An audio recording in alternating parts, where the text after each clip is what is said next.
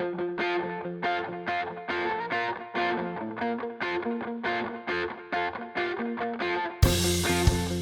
are listening to your new Puppies podcast, starting you and your dog off on the right paw. Here's your host, Debbie Salento.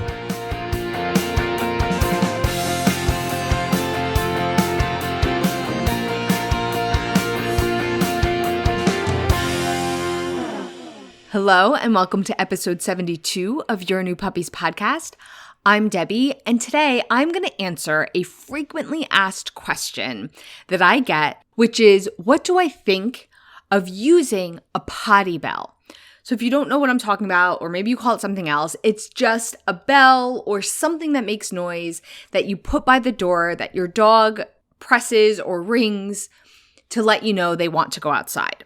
Now, if you've listened to my potty training episodes, specifically episode 10, where I give you my complete guide to potty training, I don't mention a bell. The bell is not part of my potty training process.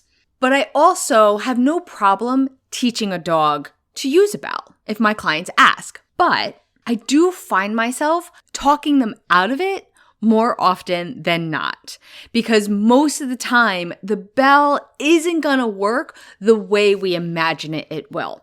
So that's what I'm going to do here is I'm going to go over some reasons why I may hesitate teaching the bell, why it might not work the way you think it will, and some scenarios where the bell might be right for you. In fact, at the end, I'm going to tell you exactly how to teach your dog to ring the bell to go outside if you decide this is something you want to try out.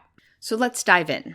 Now, the first reason that is just like a red flag for me is if we want to teach our dog to use a bell by the door because we can't see our door. You know, maybe it's down a flight of stairs, it's around a corner, whatever it is. And maybe there was even an accident by the back door a couple times, so you know that they were waiting there. But if you have listened to my potty training episodes, or if you've listened to me at all, you know that I am big on supervision and using the crate when you can't supervise.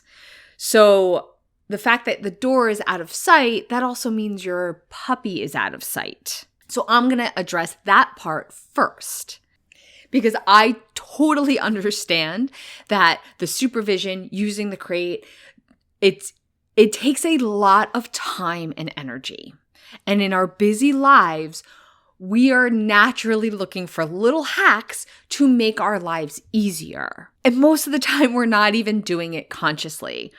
So I'm going to hesitate to give you a tool to make it easier now, but harder in the long run, because most likely we're not supervising in other instances as well, and there's other accidents going on, which just prolongs potty training.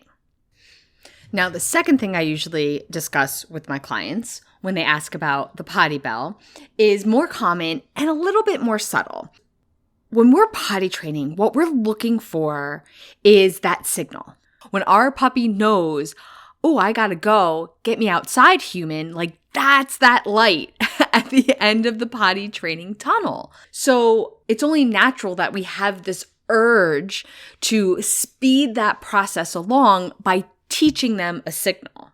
But here's the thing. Just because we teach them a signal, like ring this bell and I'll take you outside, doesn't mean they know they need to use it.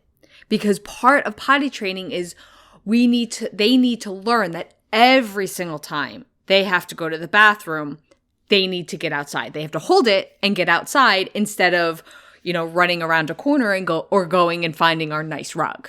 So just because we teach them a signal doesn't mean they're all of a sudden going to start using it every time. Okay, they're still learning outside is the only place to go to the bathroom.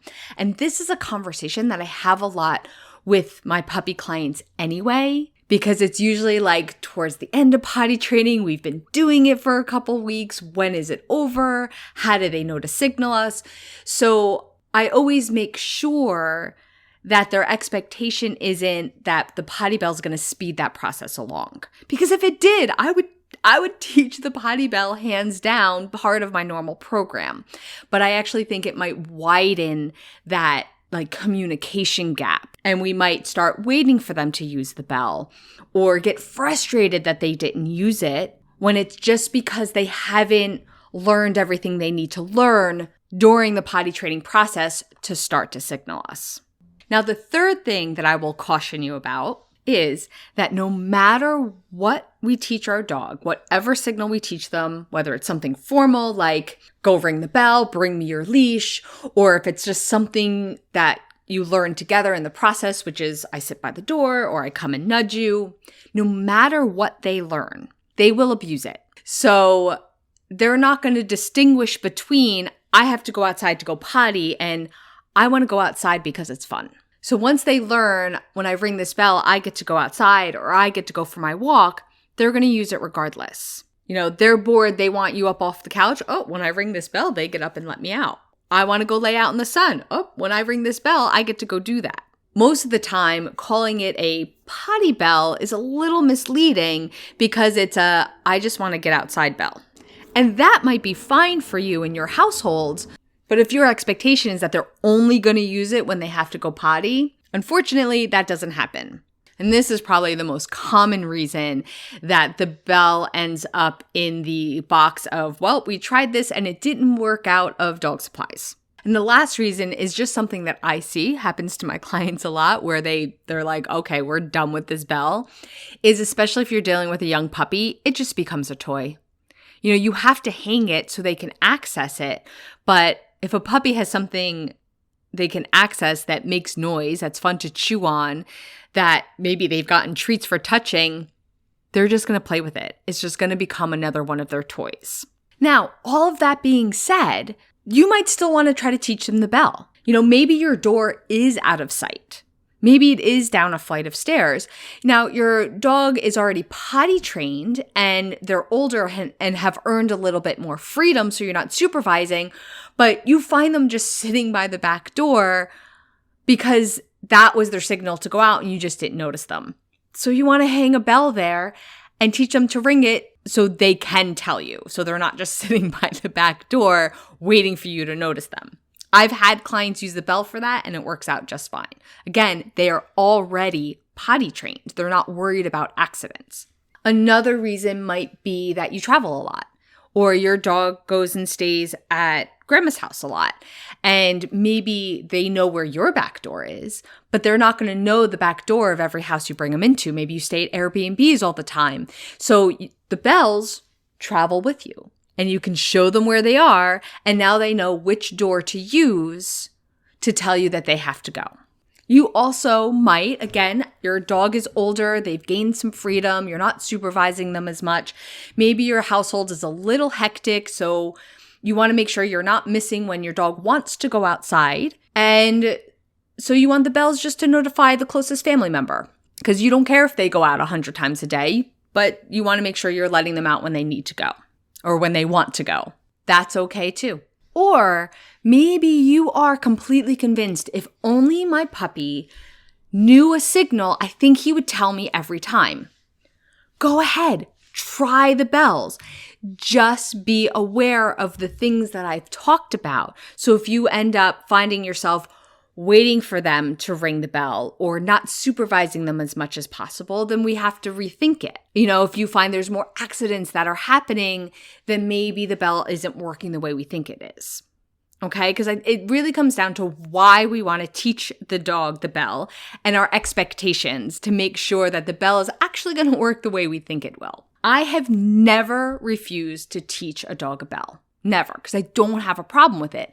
But these are the conversations I have with my clients before I do it, just so they're aware of some of the pitfalls and to make sure that their expectations are in the right place. So, if you decided that you want to try the bell, this is exactly how to do it. So I like the bells that hang. So it's like, a bunch of bells on a belt, not the one that you press. You can get one that you press. It's just an extra step to teach them how to hit a button or the bell. The string of bells I like because you can hang it on any doorknob. And I take a treat and you put them like kind of behind a bell. So they have to hit the bell with their nose to get to the treat. Even though they're hitting it accidentally, once the bell rings, you say yes and you give them the treat. And you do that a bunch of times. And then I'll try to just kind of point to the bells and see if that encourages them to like hit the bell again without the treat in my hand. If they don't, then I continue putting the treat near the bells so they accidentally hit it. But I find they learn very quickly. They hit the bell, like they might even be sniffing your finger, and then the treat comes from the other hand. And then I keep doing that until they understand, oh, it's when I hit the bell that I get this treat. Again, accidental rings count. Now, once they learn how to ring the bell, and ringing the bell is a good thing, we take the treat away, and the reward is we go outside. And that's the thing, is every time they ring the bell, you go outside. You have to get up and take them outside, so they're learning what the bell gets them. And every time you go outside, just have them ring the bell before you go. And it's really as simple as that. It's a very easy thing to teach a dog to do. So that is what I think about using potty bells. And that is all I have for you today. If you are enjoying this podcast, you can rate and review it wherever you listen, and that helps other puppy owners find the podcast. If you would like to continue training with me, you can check out my website at playtimepaws.com. In fact, if you're listening in real time, you know it's been a while since I've released a podcast episode, but that's because I've been working on a brand new program called Playtime Paws Academy, which is designed to walk you through raising your puppy or training your dog, no matter where you are on that journey. It includes my very popular Your Perfect Puppy new puppy program. And if you want to find out more information on that, it's playtimepaws.com/academy. Thank you so much for listening. I'll be speaking with you soon. Bye for now.